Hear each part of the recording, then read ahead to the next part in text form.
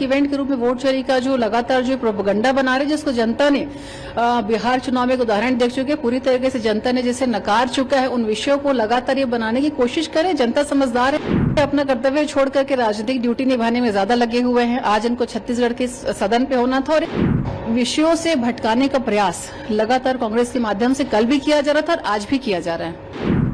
आज इतना महत्वपूर्ण दिन है, लोकतंत्र का मंदिर जिसे हम कहते हैं विधानसभा, वहां आज हम खड़े हैं और पहला दिन है। बहुत महत्वपूर्ण विषय पे विजन 2047 में छत्तीसगढ़ कैसा होगा, इस विषय पे चर्चा है और विपक्ष आज यहाँ से नदारद है।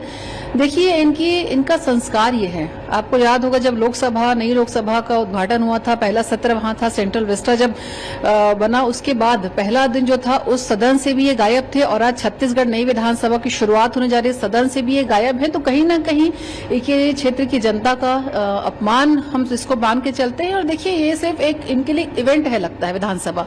इनको सिर्फ चाहिए मंच जहां ये बड़े बड़े भाषण दे सके, लोगों को अपनी बातों में उलझा सके, लेकिन जहां विषयों पे चर्चा होनी है, जहां कानून बना है, वहां से गायब है। ये तो ऐसी स्थिति हो गई है जैसे एक राजनीतिक मंच इनको चाहिए और जहां पे संविधान बनाने का जो छत्तीसगढ़ जहां विषय पे चर्चा होनी है, उस मंच से नाराज है, ड्यूटी कहीं और ही बजा रही है अपनी। मैम, दिल्ली में आज ये प्रोटेस्ट भी करने वाले हैं, वोट चोर गश्ती छोड़ वाले मामले पे चोरी का आरोप फिर से लगा रहे हैं। देखिए, अपना कर्तव्य छोड़ करके राजनीतिक ड्यूटी निभाने में ज्यादा लगे हुए हैं। आज इनको छत्तीसगढ़ के सदन पे होना था और एक इवेंट के रूप में वोट चोरी का जो लगातार जो प्रोपेगेंडा बना रहे, जिसको जनता ने बिहार चुनाव में एक उदाहरण देख चुके, पूरी तरीके से जनता ने जिसे नकार चुका है, उन विषयों को लगातार ये बनाने की कोशिश करे। जनता समझदार है, वो समझती है कि विषयों से भटकाने का प्रयास लगातार कांग्रेस के माध्यम से कल भी किया जा रहा था और आज भी किया जा रहा है।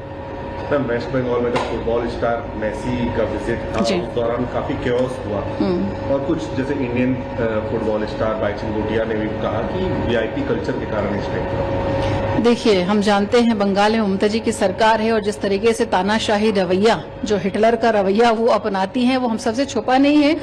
जो व्यवस्थाएं हैं वो हम सबके सामने है। टीएमसी के नेता, उनका परिवार लगातार मंच पे चढ़ना, टिकट्स इतनी महंगी 50-50 हजार रुपए तक की वहां की जो टिकट्स बिकी, उसके बाद भी जनता जो टिकट पे पैसे खर्च करके मेसी को देखने सुनने उस इवेंट पे पहुंची थी, उनको एक मौका भी नहीं मिला और व्यवस्था इतनी हुई है। और ये देखिए, कहीं ना कहीं हम जब बंगाल की बात करते हैं, ममता बनर्जी की बात करते हैं, साथ के साथ जिस मॉडल को वो बंगाल ने प्रस्तुत कर रही है, आप उसके सामने देखिए। अब गुजरात मॉडल सुव्यवस्थित सुशासन की सरकार, जहां लगातार डेवलपमेंट की बात है। एक साइड है बंगाल ममता जी की सरकार जो लगातार लोगों को परेशान करना और अपने हिटलरशाही तानाशाही रवैया अपनाना, तो ममता बनर्जी का ये पुराना रथ है। और अव्यवस्था तो लगातार हम सब ने कल भी देखी है। लगातार लोग अपने क्रिकेटर्स को लेकर के, फुटबॉलर्स को लेकर के, जो भी बड़े, वो लगातार इस विषय पर अपने बयान रख रहे हैं। तो ये पहली बार नहीं है कि ममता बनर्जी के इस तरीके से कानून व्यवस्था में जब परेशानी वहां खड़ी हुई है।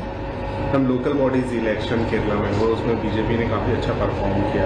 इवन अपोजिशन, देखिए, बहुत अच्छा रिजल्ट इस इलेक्शन में बीजेपी के पक्ष में आया है। जो लोग बीजेपी को एक शायद सोचते थे कि केरल में कहीं बीजेपी आ पाएगी कि नहीं आ पाएगी, पहले एक सांसद और आज इस इलेक्शन में बीजेपी की इतनी बड़ी संख्या में लोगों का जीत करके आना अपने आप में ये बात बता रहे हैं कि बीजेपी कोई विकल्प नहीं है लोगों के लिए, एक परमानेंट एक सॉल्यूशन, परमानेंट एक समाधान बनने जा रहा है। बहुत खुशी है कि इतनी अच्छी जीत हमें वहां पे मिली है और सबको बधाइयां देते हैं।